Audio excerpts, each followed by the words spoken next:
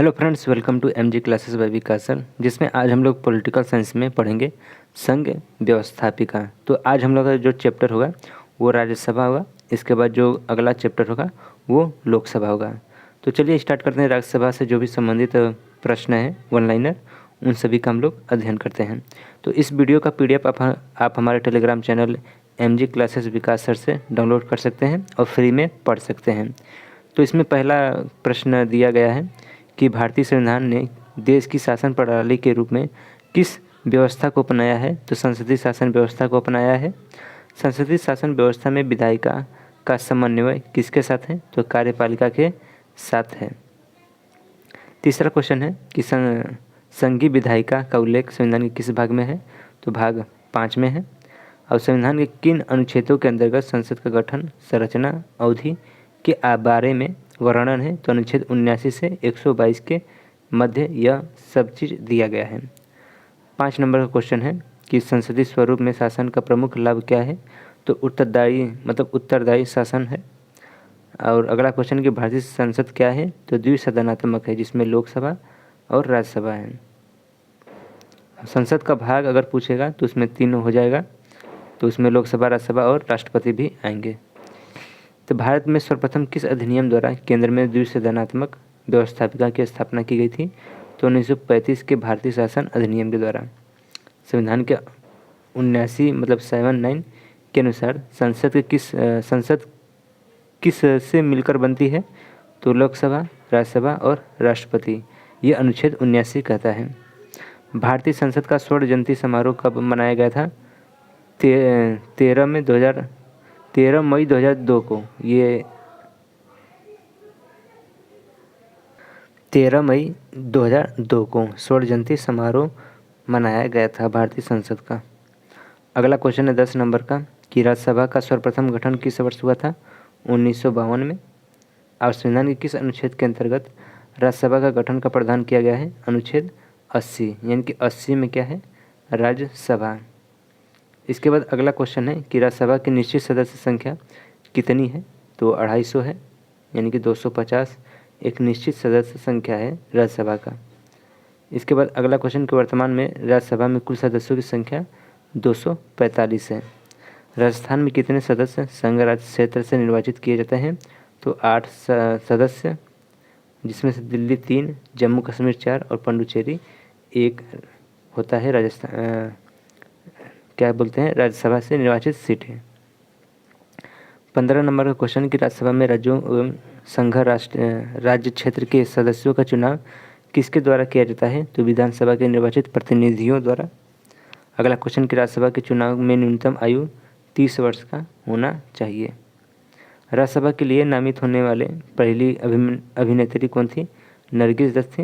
राज्यसभा के सदस्य का कार्यकाल 6 वर्ष का होता है। राज्यसभा का कि राज्यसभा को स्थायी सदन क्यों कहते हैं। तो यह कभी भंग नहीं होता है, या फिर बोल सकते हैं विघटित नहीं होता है। राज्यसभा को कितने सदस्य प्रति 2 वर्ष के अवकाश प्राप्त करते हैं। तो 1/3 सदस्य प्रति 2 वर्ष के बाद अपना अवकाश प्राप्त करते हैं। राज्यसभा को भंग करने का अधिकार किसे प्राप्त है। तो किसी को भी यह अधिकार प्राप्त नहीं है। राज्यसभा के सदस्य किसका प्रतिनिधित्व करते हैं। राज्य और संघों के राज्य क्षेत्र का प्रतिनिधित्व करते हैं। राज्यसभा में राज्यों का प्रतिनिधित्व किस आधार पर दिया जाता है। तो जनसंख्या के आधार पर। राज्यसभा के स्थानों का आवंटन का विवरण संविधान की किस अनुसूची में दिया गया है। अनुसूची 4 में दिया गया है। 25 नंबर का क्वेश्चन कि त्रिपुरा में कुल कितने सीटें हैं राज्यसभा की। तो 1 है। त्रिपुरा यानी कि याद रखने का त्रि से त्रिशूल, त्रिशूल हमेशा 1 होता है। तो त्रिपुरा में त्रिशूल कितना है, 1, यानी कि राज्यसभा की सीटें कितनी है। तो 1 ही होगी। याद करने का ट्रिक। संघीय क्षेत्र को किसके द्वारा प्रतिनिधित्व प्राप्त है। तो संसद के दोनों सदनों द्वारा। और भारतीय संसद के उच्च सदन की अध्यक्षता कौन करता है। तो भारत का उपराष्ट्रपति इसकी अध्यक्षता करता है। भारत के किस अनुच्छेद के अंतर्गत भारत का उपराष्ट्रपति राज्यसभा का पदेन सभापति होता है। तो अनुच्छेद 89 के द्वारा। इसके बाद अगला क्वेश्चन है 29 नंबर का कि राज्यसभा के उपसभापति का निर्वाचन किसके द्वारा किया जाता है। तो राज्यसभा के सदस्यों द्वारा इसका निर्वाचन होता है। संविधान के किस अनुच्छेद के अंतर्गत राज्यसभा के सभापति या उपसभापति को उसके पद से हटाने का कोई संकल्प विचाराधीन हो तब उस बैठक की अध्यक्षता कौन नहीं करता है? तो अनुच्छेद 92 के अंतर्गत यह प्रावधान किया गया है। राज्यसभा का उपसभापति अपना त्यागपत्र राज्यसभा के सभापति को देता है और राज्यसभा के सभापति को किसके विधेयक के संबंध में निर्णय का अधिकार नहीं है? तो धन विधेयक के संबंध में निर्णय देने का अधिकार नहीं है। संसद के किस सदन का सभापति उस सदन का सदस्य नहीं होता है? राज्यसभा का, जैसे उपराष्ट्रपति। कौन राज्यसभा का सदस्य होते हुए भी लोकसभा की कार्रवाई में भाग नहीं ले सकता है? तो राज्यसभा का सदस्य। अब इसके बाद अगला क्वेश्चन है 35 नंबर का कि नई अखिल भारतीय सेवा के सृजन के अन्य शक्ति किससे प्राप्त है?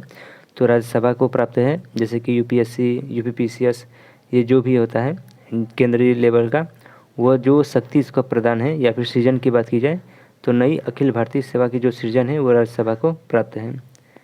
भारतीय संविधान का कौन सा अनुच्छेद संसद को राज्य सूची के विषय पर कानून बनाने के लिए शक्ति प्रदान करता है? अनुच्छेद 249।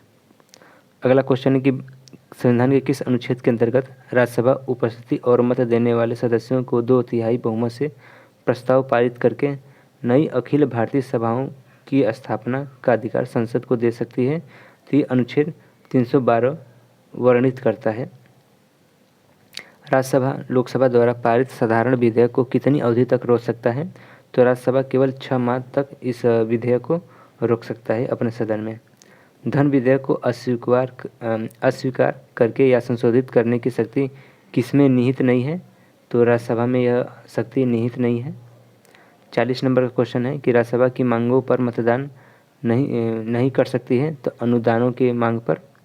41 नंबर का क्वेश्चन है कि किसी धन विधेयक को राज्यसभा द्वारा लोकसभा को कितने दिनों तक अंदर पास करना होता है? तो 14 दिनों के अंदर इस धन विधेयक को राज्यसभा द्वारा पास करना होता है। 42 नंबर का क्वेश्चन है कि किस संदर्भ में राज्यसभा को लोकसभा के समान शक्तियाँ प्राप्त होता है? तो संविधान संशोधन से संबंधित शक्ति राज्यसभा को लोकसभा के समान यह अधिकार प्राप्त होता है।